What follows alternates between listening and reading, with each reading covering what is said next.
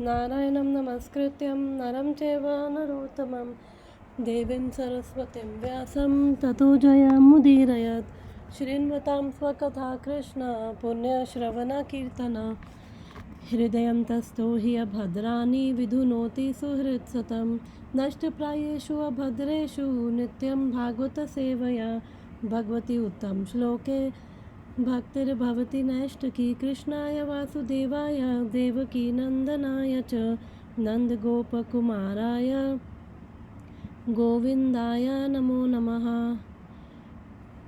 जय श्री कृष्ण चैतन्य प्रभु नित्यानंद श्री अद्वैत गदाधर श्रीवासादि गौर भक्त वृंद की जय। हरे कृष्णा कृष्ण कृष्ण हरे हरे, हरे रामा राम राम हरे हरे। मुखं करोति वाचालं पंगुं लंघायते गिरिं यत्कृपातमहं वन्दे श्री गुरुदीनतारणं। श्रील प्रभुपाद की जय, श्रील गुरुदेव की जय।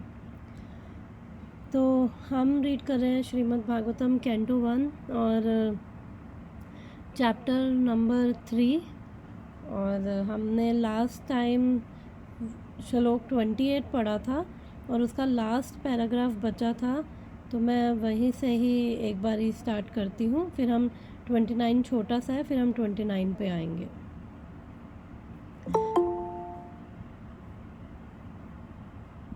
हरे कृष्णा।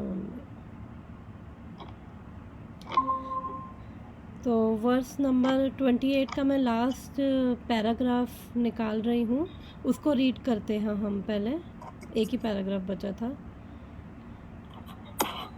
इसका एक बारी वो भी पढ़ देती हूँ अनुवाद। उपयुक्त सारे अवतार या तो भगवान के पूर्ण अंश या पूर्णांश के अंश कलाएं हैं, लेकिन श्री कृष्ण तो आदि पूर्ण पुरुषोत्तम भगवान है। वह सब विभिन्न लोकों में नास्तिकों द्वारा उपद्रव किए जाने पर प्रकट होते हैं। भगवान आस्तिकों की रक्षा करने के लिए अवतरित होते हैं। तो हमने अभी तक 22 अवतारों का वर्णन पढ़ा था और फिर हमने ये श्लोक में सूत गोस्वामी जी बोल रहे हैं, एते चांश कला पुंसा कृष्णस्तु भगवान स्वयं, कि जो कृष्ण है, भगवान कृष्ण है, वो बोल रहे हैं स्वयं भगवान है और वो सभी अवतारों के स्तोत्र हैं। और फिर हमने पढ़ा था कि ये जो श्लोक है ये परिभाषा सूत्र है और हमने इसमें पढ़ा था कि जो भगवान कृष्ण का वर्णन उन 22 अवतारों में इसलिए हुआ है क्योंकि अवतार का मतलब होता है जो अवतरित हो रहा है, तो उस वे में उनको अवतार कहा गया है। बट वही क्या है, वही स्वयं भगवान है। तो यहाँ पे उन्होंने क्लियर कर दिया, कॉन्क्लूड कर दिया है, कृष्णस्तु भगवान स्वयं, कि कृष्ण है वो स्वयं भगवान है। तो हम ये लास्ट पैराग्राफ इसको रीड करते हैं। अंतिम आश्रय रूप कृष्ण एक एवं अद्वय है। एक सेकेंड, यस। तो यहाँ पे बोल रहे हैं कि जो भगवान कृष्ण हैं वही केवल हमारे एकमात्र शेल्टर हैं और वो अद्वय हैं। अद्वय का मतलब कि भगवान का स्वरूप और भगवान में कोई डिफरेंस नहीं है, भगवान की शक्तियाँ और भगवान में कोई भेद नहीं है। और इसका मतलब ये भी होता है कि भगवान के समान और कोई नहीं है और उनसे ऊपर और कोई नहीं है। उन्होंने अपना विस्तार विभिन्न अंशों, कलाओं और कणों के रूप में स्वयं रूप, स्वयं प्रकाश, तदेकात्मा प्रभाव, वैभव, विलास, अवतार, आवेश तथा जीवों के नाम से कर रखा है। ये सभी अनगिनत शक्तियों से युक्त है जो तत्संबंधी स्वरूपों एवं व्यक्तियों के लिए सर्वथा उपयुक्त है। तो ये मैंने लास्ट टाइम भी बताया था ये सब क्या है, ये स्वयं प्रकाश, तदेकात्मा। तो जस्ट उसका ओवरव्यू दे देती हूँ।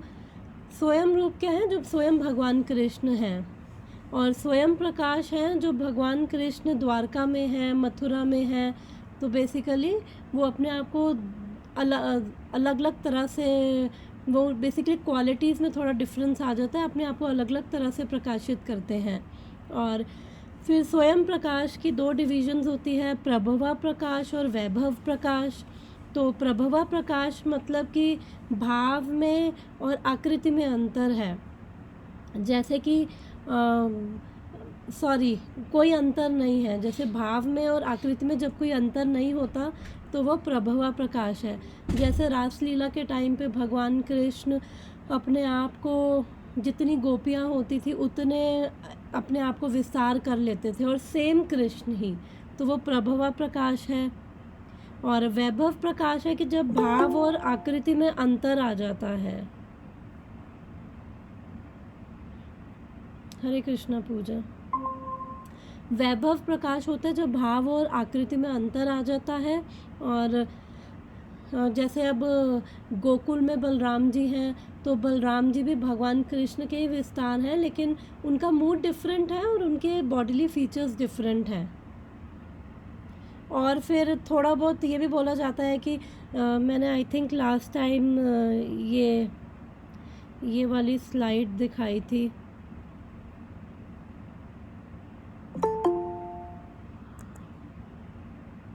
सेकेंड,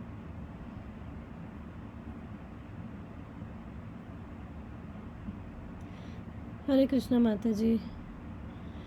तो मैं स्लाइड की बात कर रही थी, और मैं इस पैराग्राफ को थोड़ा जल्दी इसको ख़त्म करूँगी ताकि हम जो नेक्स्ट वर्स है वो हम रीड कर सकें। तो ये स्वयं प्रकाश, ये वैभव प्रकाश हम पढ़ चुके हैं।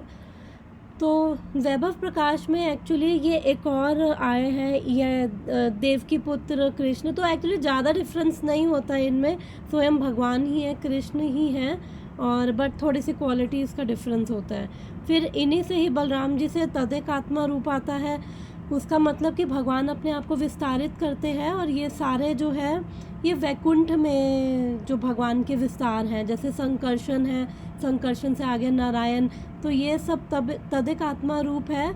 उनमें और भगवान में ज़्यादा डिफरेंस नहीं, थोड़ा बहुत वो भाव का, रसा का बेसिकली डिफरेंस रहता है। फिर प्रभवा वैभवा, फिर यहाँ से तदेक आत्मा रूप से विलास आते हैं, जो प्रभवा वैभवा ये नीचे की स्लाइड में दिख रहा है। तो ये तदेक आत्मा सारे ये वैकुंठ में हैं। और उसके बाद फिर जो प्रभवा विलास है और वैभव विलास है, जो ये चतुर्व्यूह विष्णु है, जो हमें चार देख रहे हैं, वासुदेव, संकर्षण, अनिरुद्ध और प्रद्युम्न। तो ये उसके बाद ये चतुर्व्यूह विष्णु आते हैं, फिर इनके संकर्षण से नारायण आते हैं, फिर नारायण से सेकंड चतुर्व्यूह विष्णु, जो ये नीचे ये आई थिंक ये दिख रहा है, नहीं दिख रहा। फिर जो ये फर्स्ट संकर्षण है उनसे नारायण, फिर नारायण से वो सेकंड विष्णु आते हैं।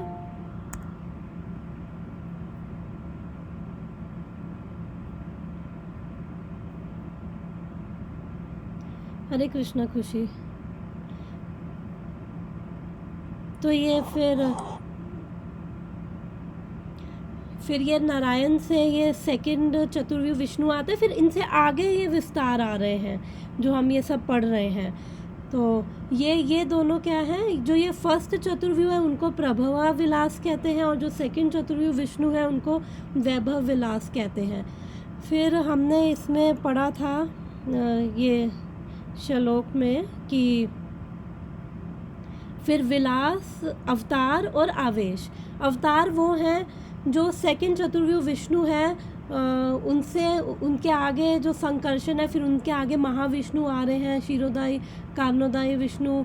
विष्णु भी एक्चुअली लोगों को पता नहीं, बट विष्णु भी, उनके भी आगे 3 फीचर्स हैं। तो फिर उनसे एक्चुअली में जितने भी भौतिक संसार में अवतार आ रहे हैं, तो ये महाविष्णु के जो फीचर्स हैं उन्हीं से ही आ रहे हैं। मोस्टली क्षीरोदक्षाई विष्णु या कारणोदक्षाई विष्णु से ही सारे भौतिक संसार में अवतार आते हैं। फिर उसके बाद अवेश वो होता है जिसमें भगवान अपनी स्पेशल शक्ति देकर उनको एम्पावर करते हैं किसी पर्पस के लिए। अध्यात्म विषय के पंडितों ने अंतिम आश्रय स्वरूप कृष्ण का अत्यंत सावधानी से अध्ययन करके उनके, ये 64 होगा, 64 मुख्य गुण बताए हैं। भगवान के सारे अंशों या श्रेणियों में इन गुणों का कुछ प्रतिशत ही पाया जाता है, लेकिन श्री कृष्ण में ये गुण 100% पाए जाते हैं। तो यहाँ पे कह रहे हैं कि भगवान जो श्री कृष्ण है, वैसे तो भगवान में अनलिमिटेड गुण हैं, लेकिन उन्होंने जो ट्रांसेंडेंटलिस्ट है, उन्होंने 64 मेन क्वालिटीज़ बताई हैं। तो उनमें से जो भगवान कृष्ण है, उनके अंदर 64 क्वालिटीज़ अनलिमिटेड मात्रा में है। और जैसे भगवान कृष्ण की अगर बात करें गुण की, तो एग्जाम्पल के तौर पर एक है भगवान की कृपा का गुण है। तो जब भगवान कृष्ण कृपा करते हैं तो उनके बराबर किसी की कृपा नहीं है।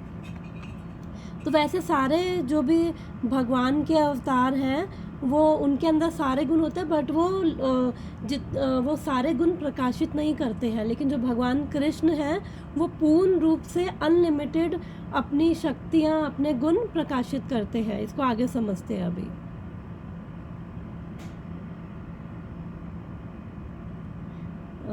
कहाँ पे थे? हाँ, भगवान के सारे अंश या श्रेणियों में इन गुणों का कुछ प्रतिशत ही पाया जाता है। तो प्रभुपाद लिख रहे हैं कि जो भगवान के जो अंश हैं या डिफरेंट श्रेणियाँ हैं, जिनके बारे में अभी बताएंगे, तो उनके अंदर डिफरेंट परसेंटेज में भगवान के गुण हैं। लेकिन श्री कृष्ण में ये गुण 100% पाए जाते हैं। स्वयं प्रकाश तथा तद एक आत्मा से लेकर अवतार की श्रेणियों तक के उनके निजी विस्तार, जो सब विष्णु तत्व हैं, उनमें ये 93 है क्या? 93% तक ये 93 है। आई होप 93 लिखा हुआ है ये नंबर। यस माता जी। Okay, thank you, sorry. तो ये इनमें 93% तक के दिव्य गुण पाए जाते हैं। शिवजी में ना तो अवतार है, ना आवेश है, ना इन दोनों के बीच में है। उनमें आई थिंक 75% 84 माता जी। ओके, सॉरी, 84 नहीं माता जी, कोई नहीं, मैं बोल दूंगी अगर आपको हाँ ठीक है, थैंक यू सो मच। उनमें 84% गुण पाए जाते हैं, किंतु जीवन की विभिन्न अवस्थाओं वाले जीवों में ये क्या है? 78% तक पाए जाते हैं। तो थोड़ा इसको डिस्कस करते हैं। अब यहाँ पे कह रहे हैं कि जो एक्चुअली भगवान कृष्ण में ये 64 क्वालिटीज़ जो बोली गई हैं, तो भगवान जो विष्णु हैं, उनके अंदर जो भगवान विष्णु 60 क्वालिटीज़ अपनी जो है वो प्रस्तुत करते हैं। तो जो 4 क्वालिटीज़, जो 4 गुण भगवान कृष्ण में विशेष है, तो वो क्या है? फर्स्ट जैसे वेणु माधुरी हो गई, वेणु माधुरी यानी कि बांसुरी बजाना। और सेकंड है लीला माधुरी, कि जो भगवान अपनी मधुर लीलाएं करते हैं, गोलोक में भी, यहाँ पे भी आके भी। तो वो हम बाकी जैसे विष्णु अगर हम उनमें देखें तो वो उसमें उतना वो माधुर्य भाव और वो सब चीज़ें नहीं होती है। और फिर तीसरी है रूप माधुरी।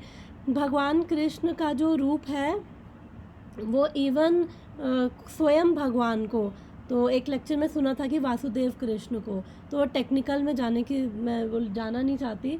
तो वासुदेव कृष्ण और भगवान कृष्ण वो उनके स्वयं प्रकाश ही हैं, मतलब ज़्यादा उनमें डिफरेंस नहीं है। तो एक तरह से हम यही लगा लेते हैं कि भगवान ने, हम चैतन्य चरितमृत में हमने पढ़ा था कि द्वारका में जो भगवान थे, तो उन्होंने जब अपने आप अपने रूप को देखा, तो उन्होंने वो अपने रूप से ही आकर्षित हो गए थे। और उन्होंने सोचा कि क्या ऐसा है मेरे इसी रूप में कि मैं भी आकर्षित हो गया हूँ। तो वो उस चीज़ को टेस्ट करना चाहते थे, तो आस्वादन करना चाहते थे। तो इसलिए स्वयं कृष्ण ये चैतन्य महाप्रभु बन के आए। तो it is one of the reasons. तो उनकी रूप माधुरी, और उनका रूप ऐसा है कि कोई भी आकर्षित हो जाए, और स्वयं भगवान भी आकर्षित हो गए थे। फिर चौथा उनका गुण है भक्त माधुरी, कि भक्तों के साथ उनका विशेष जो प्रेमा भक्ति है, वो जैसे माधुर्य भक्ति है, तो वो भगवान कृष्ण ही केवल भगवान कृष्ण ही अपने भक्तों के साथ करते हैं माधुर्य रस में, जो बहुत इंटीमेट जो क्लोजनेस है, जैसे गोपियों का भाव है, भगवान की रानियों का भाव है, तो वो बाकी विष्णु जो रूप है वो प्रस्तुत नहीं करते हैं। हमने कभी क्योंकि एक बार एक लीला आती है कि भगवान कृष्ण रासलीला करते वक्त ना अंतर्ध्यान हो गए थे, तो उसके बाद वहाँ पे चतुर्भुज में वो नारायण प्रकट हुए, तो गोपियों ने उनकी तरफ ध्यान भी नहीं दिया। तो गोपियों ने उनको कहा कि हमारे कृष्ण क्या है, हमें बस ये बता दो, क्योंकि उनका जो भगवान विष्णु का जो रसा है दैट इज़ डिफरेंट। जो वैकुंठ में भगवान विष्णु हैं वो उनको जो वहाँ पे पार्षद है उनको वो ऐश्वर्य भाव में, आदर भाव में, ऑन रेवरेंस, उनमें ज़्यादा वो पूजा करते हैं और उनमें ही उनका वो संबंध उनका है। लेकिन भगवान कृष्ण के साथ और इंटीमेट रिलेशनशिप और क्लोज और इंटीमेसी आ जाती है भगवान कृष्ण के साथ, तो ये डिफरेंस आ जाता है। इवन वो एक प्रभु जी एक लेक्चर में बता रहे थे कि गोप कुमार भी जब वैकुंठ गए थे, उनका भी बृहद भागवतम में वर्णन आता है कि कैसे वो अलग अलग हायर प्लैनेट्स, फिर वैकुंठ, फिर अलग अलग अयोध्या धाम, मथुरा धाम, द्वारका धाम, फिर गोलोक धाम, भगवान, ये सारे स्पिरिचुअल प्लैनेट्स ही हैं, आध्यात्मिक जगत के ही हैं। फिर फाइनली वो जो स्पिरिचुअल आध्यात्मिक जगत में भी जो सबसे टॉप मोस्ट है वो है गोलोक वृंदावन। फिर जब वो फाइनली गोलोक वृंदावन पहुँचे तब उनको सेटिस्फैक्शन मिली। और जब वो वैकुंठ में थे तो उन्होंने विष्णु जी के अंदर अपने मदन गोपाल को देखा, वो मदन गोपाल को मानते थे, तो उन्होंने विष्णु जी के अंदर अपने मदन गोपाल को देखा, तो उनका मन किया कि उनको एम्ब्रेस करे। पर जो विष्णु जी हैं वो ऑ एंड रेवरेंस, जैसे मैंने बताया, आदर भाव में है, तो विष्णु जी को भी संकोच हुआ उस भाव में उनके साथ आदान प्रदान करने में। तो नेक्स्ट आता है शिव जी के बारे में। तो शिव जी जो है, ना तो वो लिखा है कि वो ना तो वो आवेश है, क्योंकि शिव जी भी ऑलमोस्ट हम पहले भी डिस्कस कर चुके हैं, ना तो वो जीव तत्व है, ना वो आवेश है, ना वो विष्णु तत्व है, वो उनका अपना अलग ही तत्व है और वो मिडल में है, ऑलमोस्ट नेक्स्ट टू भगवत तत्व ही है शिव जी। और तो अभी उसमें ज़्यादा उसमें नहीं जाएंगे क्योंकि लंबा हो जाएगा। मैं सेकंड वर्स भी पढ़ना चाह रही हूँ इसके बाद वाला भी, तो इसलिए और ये बोला है कि जो, और फिर हमने देखा था कि एक्चुअली शिव जी भी जो है वो जो वैकुंठ में सदा शिव है, उन्हीं के ही एक्सपेंशन है सदा शिव, फिर वहाँ से वो शंभु तत्व आ रहा है, तो इसलिए उनका अलग पर्पस है शिव जी का। तो एक तरह से देखा जाए जो स्वयं भगवान विष्णु ही है उन्हीं का ही एक्सपेंशन है, लेकिन वो थोड़ा उनमें भेद है। और फिर यहाँ पे बताया कि जो, और उनमें ये क्या है, ये आई थिंक थोड़ा हिंदी की मेरे को पढ़ने में 78। तो जीवों में सर्वाधिक पूर्ण जीव ब्रह्मा है जो एक ब्रह्मांड के अधिष्ठाता है। उनमें 78% तक ये गुण पूर्ण मात्रा में पाए जाते हैं।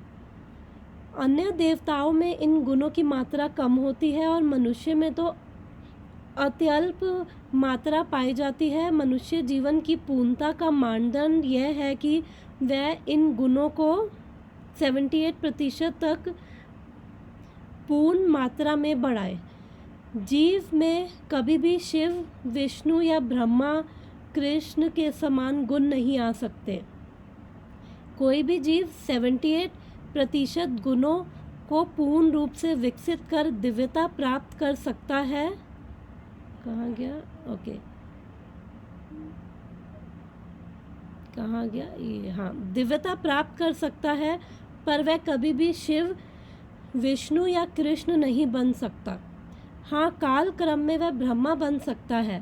वह दैवी जीव जो आध्यात्मिक आकाश के ग्रहों के निवासी होते हैं, वह हरिधाम तथा महेश धाम जैसे विभिन्न आध्यात्मिक ग्रहों में भगवान के सनातन साथी होते हैं।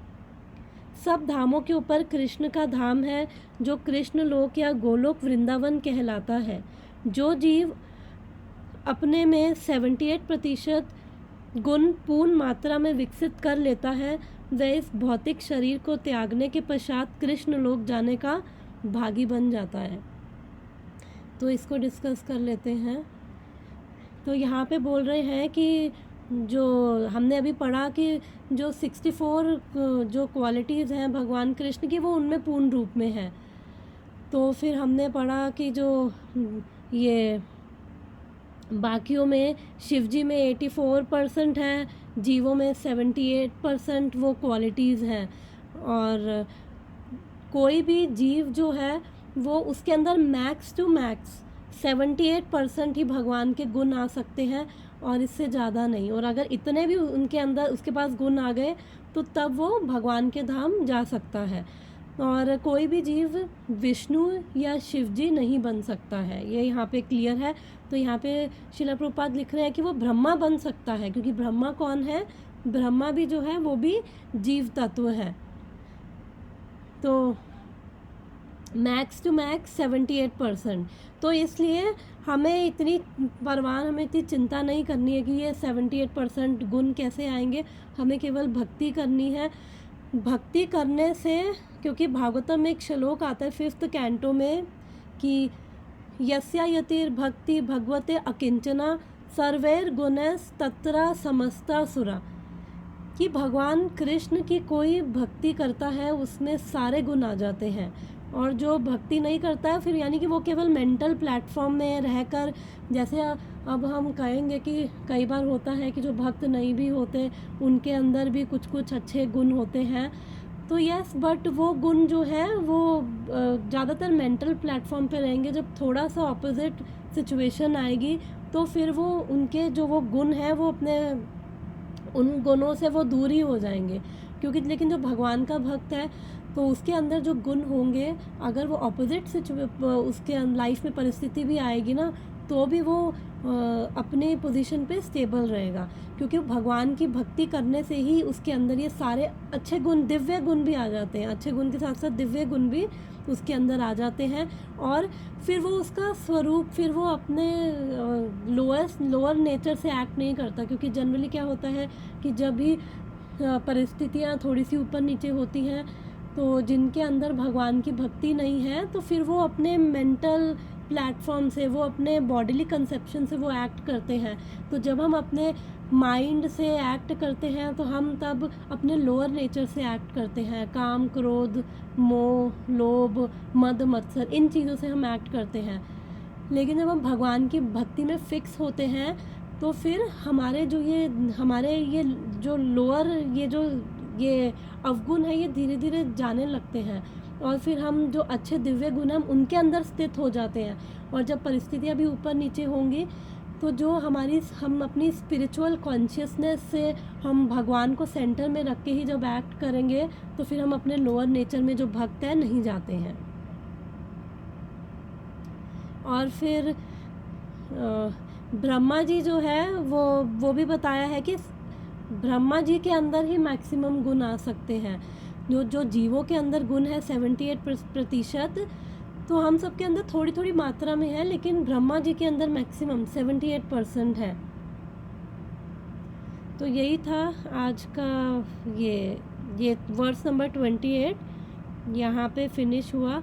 और फिर जिसके अंदर भगवान जैसे दिव्य गुण आ जाएंगे भक्ति में लगकर, फिर वो शरीर त्याग कर वो भगवान कृष्ण के ही धाम जाएगा।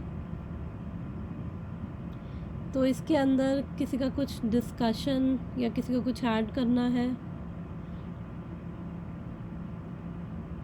28th वर्स जो है it is very important verse. परिभाषा सूत्र बोला जाता है, यानी कि एम्परर वर्स है। और इसी वर्स के ये मेन थीम है, एते चांस कला पुंसा कृष्णस्तु भगवान स्वयं। सूत गोस्वामी अब यहाँ पे कंक्लूड कर रहे हैं कि अब जो सारे अवतार हैं इस भौतिक जगत में वो विष्णु से आते हैं, लेकिन उन सब के सोर्स कौन है? भगवान कृष्ण। स्वयं विष्णु के भी जो सोर्स है वो भगवान कृष्ण है। माता जी, ये जो परसेंटेज आपने बताया, मतलब हमने जो डिस्कस किया अभी, तो वो कौन से बेसिस पे निकाले जाते हैं? लाइक वो 64 जो क्वालिटीज़ है उन्हीं के बेसिस पे ही निकाली गई हैं कि भगवान कृष्ण में पूरी 64 है, विष्णु में जो है वो 60 क्वालिटीज़ हैं, जीवों में वो 53 अराउंड होती है, तो उसी की परसेंटेज निकाली गई है उन्हीं क्वालिटीज़ की कि इतनी इतनी मात्रा में 60 भगवान के अंदर तो 100% है, भगवान कृष्ण के अंदर। तो उसके बाद फिर शिव जी में हमने पढ़ा था कि 84% है और जीवों में 78% है। अगर उन्हीं की भगवान की क्वालिटीज़ 100% देखी जाए तो उन्हीं का ही परसेंटेज निकाला गया है। ओके माता जी। ओके, तो नेक्स्ट छोटा सा है, 15 मिनट्स में मैं इसको ख़त्म करने की कोशिश करूँगी, मैं ज़्यादा टाइम नहीं लूँगी, ऑलरेडी हम लेट हैं। Verse number 29। अब इसके बाद जो वर्स होगा उसके बाद ये थीम चेंज हो जाएगी, सेक्शन चेंज हो रहा है हमारा। अभी तक अवतारों का वर्णन था और अब यहाँ पे उनकी फलश्रुति बताई जा रही है कि जो अवतारों की कथा को सुनता है, तो हम अभी वर्स पढ़ के इसको डिस्कस करते हैं। Very nice verse. जन्म गुह्यं भगवतो ये एतत् प्रयतो नरा सायं प्रातर्गृह्णन् भक्त्या दुःखाग्रमाद् विमुच्यते। जन्म गुह्यं भगवतो ये एतत् प्रायतो नरा सायं प्रातर्गृह्णन् भक्त्या दुःखाग्रमाद् विमुच्यते। रिसाइट करेगा कोई? इस माता जी करती। Thank you. मगुह्यं भव एतत् प्रायतो नरः सायं प्रातर्गृह्णन् भक्त्या दुःखग्रामाद् विमुच्यते। Okay, thank you. तो अभी तक तो हमने 22 अवतारों का वर्णन सुना था, लेकिन भगवान के कितने अवतार हैं? भगवान के तो अनलिमिटेड अवतार है। हमने पढ़ा था ना, असंख्य, कि जितनी समुद्र में लहरें आ रही हम गिन नहीं सकते हैं, उतने अवतार हैं। लेकिन उनमें से भी कृष्णस्तु भगवान स्वयं, और भगवान कृष्ण कब आते हैं? एक बार आते हैं, ब्रह्मा जी के एक दिन में एक बार ही आते हैं। और 28वें चतुर्युग 7वें मनु के 28वें द्वापर युग में आते हैं। तो वो अभी 28वां द्वापर निकला है, अब 28वां कलयुग चल रहा है। तो अब यहाँ पे बता रहे हैं कि जन्म गुह्यं भगवतो, कि जो भगवान का जो जन्म है वो क्या है? वो मिस्टीरियस है। मतलब भगवान के जितने भी अवतार हैं, भगवान का जन्म नहीं होता है, मतलब भगवान के जितने भी अवतार हैं वो सारे क्या हैं? क्योंकि भगवान का जो जन्म है, कर्म है, वो सब क्या है? मिस्टीरियस है, तो वो गुह्यम है। ये एतत् प्रायतो नरा, तो ये बोल रहे हैं कि ये सब मतलब भगवान का जन्म, मतलब कि भगवान के जितने भी अवतार हैं, और जो इन सबको सावधानी से, ये तत् प्रायतो नरा, जो इनको सावधानी से क्या? सायं प्रातः गृह्णन् भक्त्या, जो इनको प्रातः यानी कि सुबह और सायं यानी शाम को कैसे गृह्णन् यानी पाठ करता है। पाठ करता है, कैसे पाठ करता है? भक्ति पूर्वक और श्रद्धा से जो इनको सुनता है। और क्या होता है उसका? दुख ग्रामात् विमुच्यते, वो समस्त कष्टों से छूट जाता है। इंग्लिश में ट्रांसलेशन पढ़ते हैं। Whosoever carefully recites the mysterious appearance of the Lord with devotion in morning and in the evening get relief from the miseries of life. जो कोई भगवान के गुह्य अवतारों का सावधानी पूर्वक प्रतिदिन सुबह तथा शाम को पाठ करता है, वह जीवन के समस्त दुखों से छूट जाता है। तो अगर हमें भी जीवन के समस्त दुखों से छूटना है, तो हम भी भगवान के 3rd चैप्टर हम ये रिसाइट करेंगे। तो यहाँ पे ये वर्ड्स क्या है? फलश्रुति। फलश्रुति का मतलब होता है कि जो अभी तक हमने ये अवतारों के बारे में सुना है, जो श्रवण किया है हमने, उसकी श्रुति क्या है, उस श्रुति का फल क्या है। तो उसका फल ये है कि वो समस्त दुखों से छूट जाएगा। तो इसको आगे डिस्कस करते हैं। एक पैराग्राफ है छोटा सा। भगवत गीता में भगवान ने घोषणा की है कि जो कोई उनके दिव्य जन्म तथा कर्म के तत्वों को जानता है वह इस अस्थायी भौतिक संसार से छूटकर भगवत धाम को जाता है। तो किसी को ये वर्स याद है? हमने भगवत गीता में भी पढ़ा था, भगवान के जो दिव्य हैं जन्म और कर्म। मैं दिव्या माता जी। Yes sure. तो मतलब भगवान ने कहा था कि जो कोई भी ये जान लेता है कि मेरे जन्म कर्म दिव्य है, वो इस मतलब पुनर्जन्म नहीं लेता कभी। यस वर्स याद है इसका ये वाला? पूरा माता जी, जितना भी। चमे दिव्यम यो वेत्ति तत्वतः जन्म त्वक्तां कर्म देहि चमे दिव्यम एवं यो वेति तत्वतः त्यक्त्वा देह पुनर्जन्म नेति मामेति सो अर्जुना। कि भगवान कह रहे हैं कि जो मेरे जन्म और कर्म को जान लेता है कि ये दिव्य है, बिकॉज भगवान की जो एक्टिविटीज़ हैं वो इवन दो लगती हैं ऑर्डिनरी, बट ऑर्डिनरी होती नहीं है। ऑर्डिनरी ह्यूमन बीइंग की तरह भगवान एक्ट करते हैं। कई बार एक्स्ट्रा ऑर्डिनरी भी चीज़ें करते हैं, लेकिन ऑर्डिनरी चीज़ें भी करते हैं। बच्चे बन गए हैं, फिर वो माता पिता पे डिपेंडेंट हैं, फिर बड़े हो गए हैं, फिर विवाह हो रहा है, फिर वही नॉर्मल ऑर्डिनरी ह्यूमन बीइंग लगते हैं। बट उनकी जो एक्टिविटीज़ भगवान वो कहते हैं जन्म कर्म चमे दिव्यम। जो ये समझ जाता है कि मेरे जो जन्म और कर्म, मेरे जितनी भी एक्टिविटीज़ है सारी दिव्य हैं, वो कभी जो इस तत्व को जान लेगा वो कभी वापस से पुनर्जन्म नहीं लेगा। तो अगर हमने इसके पीछे वो रीज़न डिस्कस किया था कि क्यों ऐसा क्यों होगा, जो भगवान को जान लेगा फिर वो जन्म नहीं लेगा वापस, यानी उसको वापस इस भौतिक संसार में ये भोगने नहीं आना पड़ेगा, ये जन्म मृत्यु की साइकिल में ये सफरिंग भोगने नहीं आना पड़ेगा। तो कल हमने ये डिस्कस किया था कि जब हम भगवान के बारे में सुनते हैं, भगवान की ग्लोरी सुनते हैं और भगवान को तत्व से समझते हैं, उनकी हम महानता समझ पाते हैं, तो शॉर्ट में बता रही हूँ, हम अपनी हर मटेरियल एक्टिविटीज़ को भी हम उस स्पिरिचुअल कॉन्शियसनेस से करते हैं। तो जब हम अपनी हर जो हम अपने हर कर्म कर रहे हैं, जब हमारी चेतना वो कृष्णमय होगी, भगवान को सेंटर में रख के करेंगे और भगवान को समर्पित करते हुए करेंगे, तो फिर हम इन कर्मों के आगे बंधन से नहीं बंधेंगे। क्योंकि कल मैंने बताया था कि जो भी कर्म हम कर रहे हैं उसका इनर इम्पैक्ट भी होता है, आउटर इम्पैक्ट भी होता है। तो आउटर इम्पैक्ट क्या है? हमें रिजल्ट मिल रहा है। इनर इम्पैक्ट क्या है कि हम फील कर पाते हैं, हम इमोशंस फील कर पाते हैं, एंग्जाइटी, डिप्रेशन, जॉय, हैप्पीनेस और फियर, ये सब हमारा इनर है। और इसकी वजह से हमारी क्या है, वो एक छाप बन जाती है। इसके साथ एक्टिविटीज़ हमें याद नहीं रहती, बट वो कर्मों के जो इम्प्रेशंस हैं हमारे चित्त में स्टोर रहते हैं।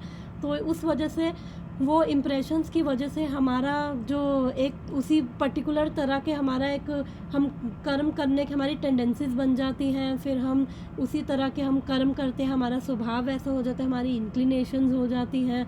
तो इसलिए फिर जब हम हमारी कॉन्शियसनेस स्पिरिचुअल हो जाएगी, कृष्णमय हो जाएगी, तो फिर हम, और वो कैसे होगी?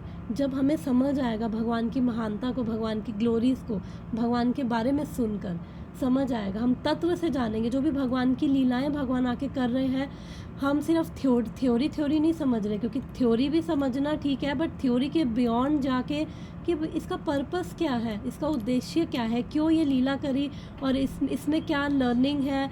तो जब हम वो चीज़ें समझते हैं तो हम भगवान को समझ पाते हैं, फिर हम समझ पाते हैं भगवान कौन है, हम कौन हैं, तत्व क्या है। तो उस वे में हम हर मटेरियल चीज़ भी हम स्पिरिचुअल कॉन्शियसनेस में करते हैं, तो फिर हम इस कर्म बंधन में नहीं बंधते हैं। और फिर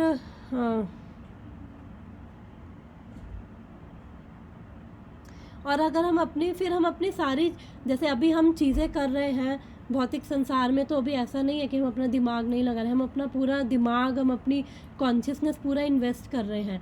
जब हम भगवान के तत्व को जानने लग जाते हैं, हमें रियलाइजेशंस होने लग जाती हैं, हमें वो हमारे हृदय में वो प्रकाशित होने लगता है। तो जब हमें रियलाइजेशन होती है तो हमारी चेतना भी फिर कृष्णमय होती है। फिर हमारी जो एनर्जी है कहाँ लगेगी? इवन दो हम ऑर्डिनरी काम कर रहे होंगे, अपनी नॉर्मल ड्यूटीज़ कर रहे होंगे, लेकिन स्टिल हमारी जो कॉन्शियसनेस है वो स्पिरिचुअल रहेगी और हम भगवान को हर चीज़ में सेंटर में रख पाएंगे, तो तभी हम छूट पाएंगे। अदरवाइज़ कल मैंने वो गाय वाला एग्जांपल दिया था, हम अपनी रस्सी, बस वो गाय जो है वो छोटी और बड़ी हम करते रहते हैं, हम अपनी रस्सी को काट नहीं पाते हैं, जो मैंने कल एग्जांपल दिया था। अतएव इस भौतिक जगत में भगवान के अवतार की गुह्यता की को भली भांति जान लेने पर भौतिक बंधन से छुटकारा मिल जाता है।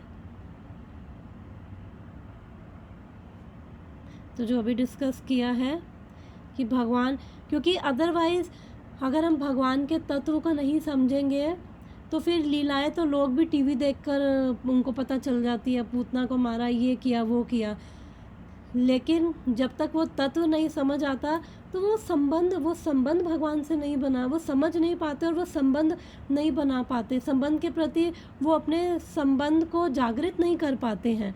हमारा तो भगवान से संबंध है, तो और जब हम ये तत्वों को समझते हैं तो भगवान की ग्लोरीज को समझ पाते हैं, ये है कौन और ये हम इन्हीं के अंश हैं। हम इस तत्व को समझते हैं तो फिर हम उन लीलाओं को भी रिलीज कर पाते हैं और भगवान के प्रति जो संबंध है उसके प्रति भी हम जागृत हो पाते हैं, और वो श्रवण करने से। भगवान के अवतारों की गुह्यता को भली भांति जान लेने पर भौतिक बंधन से छुटकारा मिल जाता है। अतः भगवान का जन्म तथा उनके कर्म, जिन्हें वह जन सामान्य के कल्याण हेतु प्रकट करते हैं, सामान्य नहीं है, वह गुह्य है, और जो भक्ति पूर्वक इस विषय की गंभीरता को जानना चाहता है उन्हें ही यह रहस्य प्रकट हो पाते हैं। इस तरह उन्हें भवबंधन से विमुक्ति प्राप्त हो जाती है। अतः यह सलाह दी गई है कि जो कोई भागवत के इस अध्याय का, जिसमें भगवान के विभिन्न अवतारों का वर्णन है, भक्ति या श्रद्धा पूर्वक केवल पाठ करता है, उसे भगवान के जन्मों तथा कर्मों का अंतर्दर्शन प्राप्त हो जाता है। कितनी बड़ी बात लिख दी है यहाँ पे कि श्रवण मात्र करने से ही एक तो हमारी सारे ये परेशानियाँ ख़त्म हो जाएंगी। तो हम भगवान के नाम को हल्के में ना लें, क्योंकि भगवान का जो नाम है वो हमें ये भौतिक चीज़ें भी प्रदान कर सकता है, उसमें पूरी शक्ति है भगवान के नाम में। तो जब भौतिक चीज़ें प्रदान कर सकता है, स्पिरिचुअली भी हमें भगवान की भक्ति भी दे सकता है और भौतिक चीज़ें भी दे सकता है। तो इसलिए हमें अपनी जो डिज़ायर्स हैं हमें देखना है कि हमें क्या चाहिए। तो इसमें मुझे एक स्टोरी याद आ गई कि एक बारी एक वृंदावन में एक कोई आदमी था, तो उसको पेड़ के नीचे बैठा था, उसको लगा कि उसको बहुत भूख लगी, तो उसने सोचा कि काश मेरे पास यहाँ पे 56 भोग आ जाते हैं तो कितना अच्छा होता।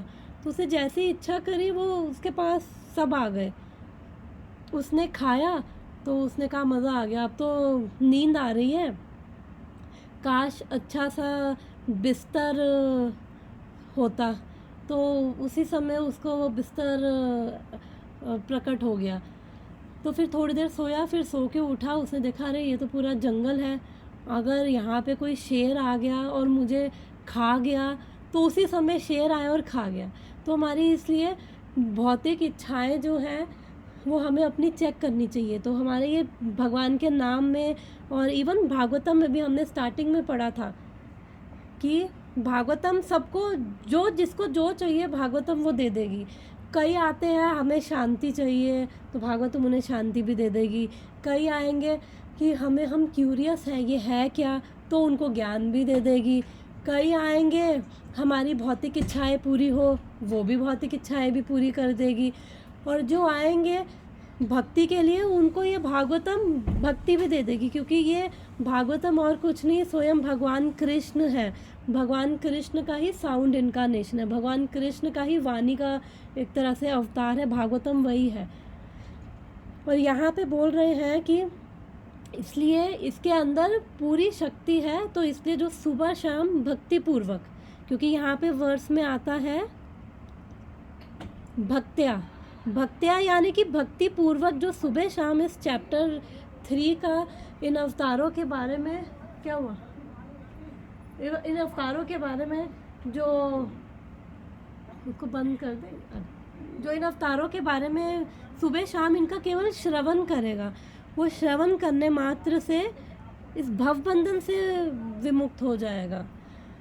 तो कितना बड़ा उसका, केवल सुनने से ही वो यहाँ से फ्री हो जाएगा। तो इसलिए जो हमारी इच्छा हो वो सब हमें मिल जाएगी, और भगवान का नाम ही हमें दे सकता है, मटेरियल हो चाहे स्पिरिचुअल हो। तो हमें अपनी चेक करनी चाहिए जो भी इच्छाएं हैं, तभी वो आता है ना चैतन्य चरितमृत में, वो जो चैतन्य महाप्रभु ने जो दी है शिक्षा अष्टकम 8 प्रेयर्स, वो भी हम सुबह के टाइम में पढ़ेंगे। बहुत सुंदर प्रेयर्स हैं, पुरुषोत्तम मंत्र चल रहा है, तो उसमें आता है ना धनम ना जन्म ना सुंदरिम।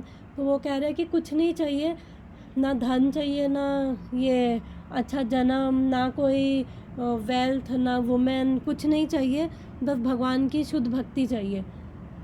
तो सीधा डायरेक्ट नहीं बोल रहे चैतन्य महाप्रभु कि खाली शुद्ध भक्ति दे दो, उन्होंने ये सब चीज़ें हैं, क्योंकि हम लोगों के अंदर ये टेंडेंसी है, जो ह्यूमन बीइंग्स हैं, हम जीव हैं, हम सब के अंदर ये इंजॉइंग टेंडेंसी है कि हमें ये भी चाहिए वो भी चाहिए, काफ़ी भौतिक इच्छाएं हैं।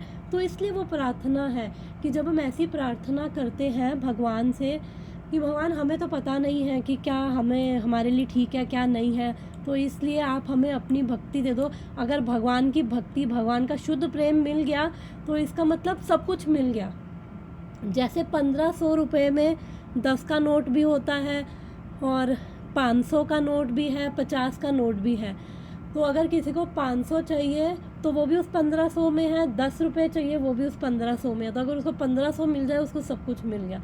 तो ऐसे ही अगर हमें भगवान मिल जाए, जस्ट एग्जाम्पल देने के लिए, तो इसका मतलब हमें सब कुछ मिल गया, क्योंकि भगवान तो सबके स्वामी हैं। तो इसलिए भक्ति अगर मिल जाएगी, और भगवान बोलते हैं कि एक श्लोक में 7.3 भगवद गीता में कि क्या था, कुछ ऐसा था, मेरे को एग्जैक्टली याद नहीं आ रहा, बस कुछ ऐसा था कि बहुत रेयर होंगे ऐसे जो शुद्ध भक्ति या वो शुद्ध भक्ति या ऐसा कुछ चाहेंगे, वो बहुत रेयर होंगे। तो ऐसे जो रेयर होंगे, और अदरवाइज सबको यही सब चीज़ें चाहिए होती हैं। तो इसलिए हमें जो भी हमारी इच्छा है वो ये हमें सब पूरी हो सकती है, ये इसकी फलश्रुति है। और फिर ये बोला गया जो भक्ति भाव से साथ में श्रद्धा भी होनी चाहिए। श्रद्धा होगी तो हमारे को ये भवबंधन से तो हम ऐसे ही तो सेकेंडरी है, जैसे सब्जी के साथ धनिया पुदीना फ्री मिलता है, भवबंधन से तो ऐसे ही मुक्त हो जाएंगे अगर भक्ति मिल जाएगी, तो उसके लिए अलग से एफर्ट करने की भी ज़रूरत नहीं होती। लेकिन अगर भक्ति भाव होगा तो फिर स्वयं भगवान भी मिल जाएंगे, और उसे भगवान के जन्म तथा कर्मों के अंतर्दर्शन प्राप्त हो जाएंगे। प्रभुपाद लिख रहे हैं कि वो उसको डीपर अंडरस्टैंडिंग, डीपर इंसाइट मिल जाएगी। अभी हम लोगों को इतनी डीपर अंडरस्टैंडिंग नहीं है, हमें भगवान का तत्व ही पता नहीं है कि भगवान क्यों आ रहे हैं, क्या कर रहे हैं, कुछ कर रहे हैं, रासलीला कर रहे हैं या गोवर्धन उठा रहे हैं, पूतना को मार रहे हैं, उसके पीछे वो डीपर इंसाइट क्या है, वो क्या है, उसके पीछे वो क्या है जो हमें अभी प्रकट नहीं, रिवील नहीं होता। तो ये भगवान के अवतारों के भक्ति पूर्वक पढ़ने से हमें जो वो डीपर इंसाइट मिल जाएंगे, हमें रियलाइजेशंस मिलनी शुरू हो जाती हैं। और यही इसकी कितनी सुंदर ये फलश्रुति यहाँ पे इस 3rd चैप्टर की बताई गई है। इन अवतारों का वर्णन केवल सुनने से, डेली पाठ करने से, कब सुबह और शाम करने से हमें ये सब प्राप्त हो जाएगा। भगवान की लीलाएं भी प्रकाशित हो जाएंगी, वो डीपर अंडरस्टैंडिंग मिलने लग जाएगी, शुद्धि आएगी। सबसे पहले तो शुद्धि होती है, हमारा हृदय शुद्ध होता है ये सारे अनर्था से। और फिर मैं ये प्रेयर भी पढ़ती हूँ, जो स्टार्टिंग में कौन सी पढ़ती हूँ, ये श्रृण्वतां सुकथा कृष्ण पुण्य श्रवण कीर्तन हृदयंतस्थो हि भद्राणि विधुनोति सुहृत् सतम। कि जब हम भगवान के लीलाओं का श्रवण करते हैं तो स्वयं जब भगवान उससे इतने प्रसन्न होते, केवल इच्छा करने से ही, जो ये इच्छा भी करता है कि भगवान के बारे में सुनना है, वो इच्छा करने से ही भगवान प्रसन्न होते हैं और उसके हृदय में जाके सारे अभद्र हैं उसका नाश कर देते हैं। तो ये चीज़ें काफ़ी इनकरेज करती हैं हमें।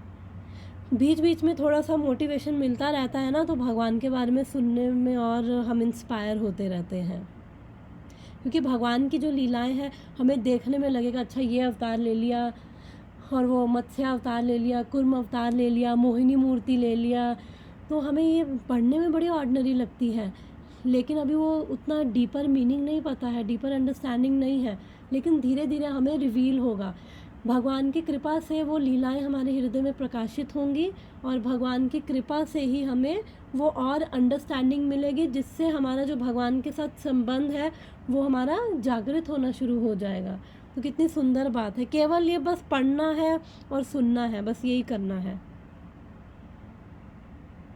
विमुक्ति शब्द इस बात का सूचक है कि भगवान का जन्म तथा उनके कर्म दिव्य हैं, इसलिए उनका पाठ करने से अन्यथा मात्र उनका पाठ करने से क्या है ये, विमुक्ति शब्द इस बात का सूचक है कि भगवान का जन्म तथा उनके कर्म दिव्य है, अन्यथा मात्र उनका पाठ करने से किसी को मुक्ति प्राप्त नहीं हो सकती।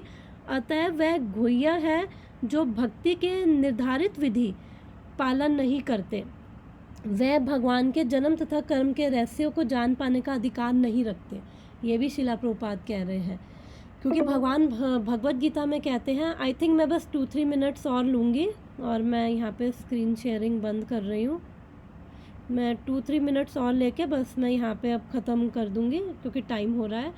तो वो भगवान भगवत गीता में कहते हैं, नाहम प्रकाशा सर्वस्य योग माया समावृता मूढ़ो यम ना भी जानाति लोका माम अजम अव्ययम, कि आई नेवर मैनिफेस्ट, मैं अपने आप को, जो मूर्ख है, अनइंटेलिजेंट है, मैं उनको कभी अपने आप को प्रकाशित नहीं करता हूँ और मैं हमेशा उनके लिए कवर्ड रहता हूँ। तो जिनके अंदर भक्ति नहीं है और श्रद्धा नहीं है, फिर उनके लिए ये सब ऑर्डिनरी चीज़ें हैं, उनको कोई फ़र्क नहीं पड़ेगा। लेकिन जिनके अंदर भक्ति और श्रद्धा है, उनको भगवान अपने आप को प्रकाशित करते हैं। भगवान कह रहे हैं कि जैसे हम लोग अपने आप को हर एक के साथ हम अपने बारे में नहीं बताते ना, हम जिनके साथ क्लोज होंगे उनको ही बताएंगे। तो सेम विद भगवान कृष्ण, तो भगवान कृष्ण के साथ भी सेम है। तो इसलिए भगवान भी पूरी राइट रखते हैं कि किसको प्रकाशित करना है, किसको नहीं। तो जो भक्त होते हैं, और फिर वो बोलते हैं भगवत गीता में कि कौन मुझे समझ सकता है, भक्त्या माम अभी जानाति यावन यश्यास्मि तत्वतः ततो माम तत्वतो ज्ञात्वा विशते तदंतरम, कि कौन मुझे समझ सकता है, केवल मुझे भक्ति के द्वारा समझा जा सकता है। और जब कोई भक्ति करता है वो मुझे समझता, फिर वो एलिजिबल होता है मुझे तत्व से जानने के लिए और मेरे धाम में प्रवेश करने के लिए। तो और फिर एक और श्लोक 9, आई थिंक ये भगवत गीता में एक और जगह भगवान कहते हैं कि भक्त्या तो अनन्या सखा, इसमें भी भगवान बोलते हैं कि मुझे केवल भक्ति से ही जाना जा सकता है और मुझे भक्ति से देखा भी जा सकता है, डायरेक्टली मुझे देख सकते हैं।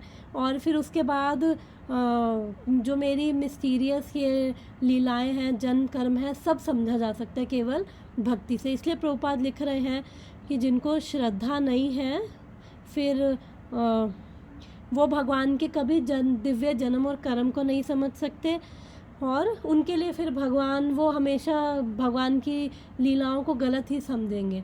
तो भगवान को समझने के लिए, भगवान की लीलाओं को, जन्म और कर्म को समझने के लिए, उनकी दिव्यता को समझने के लिए क्वालिफ़िकेशन क्या है, भगवान के लिए भक्ति और श्रद्धा होना ज़रूरी है।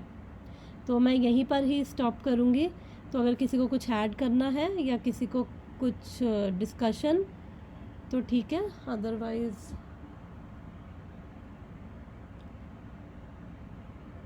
ओके। हम फिर कल मिलते हैं सेम टाइम पे। कल मैं आज सॉरी लेट हो गई, कल मैं जल्दी स्टार्ट करूँगी और कल हम जैव धर्मा रीड करेंगे। तो thank you so much everyone. वांछा कल्पतरुभ्यश्च कृपा सिंधुभ्य एव च पतितानां पावनेभ्यो वैष्णवेभ्यो नमो नमः। हरे कृष्णा। थैंक यू माताजी, हरे कृष्णा। Thank you. हरे कृष्णा।